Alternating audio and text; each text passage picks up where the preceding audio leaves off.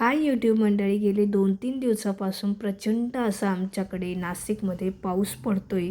आणि बघा, हे आमचं गाव आहे, हा पूल आहे आणि पूर्ण पुलावरतून पाणी जात आहेत. पूर्ण नदी अशी वाहत आहेत, गोदावरी नदी.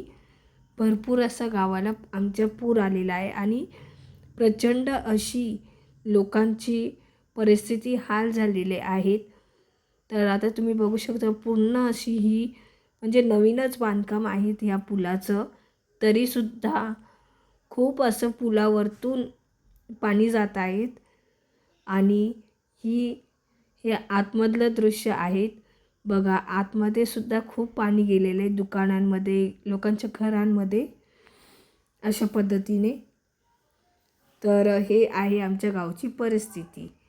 तर चला, ब्लॉगला इथे सेंड करते. बघा किती पूर आला आहे.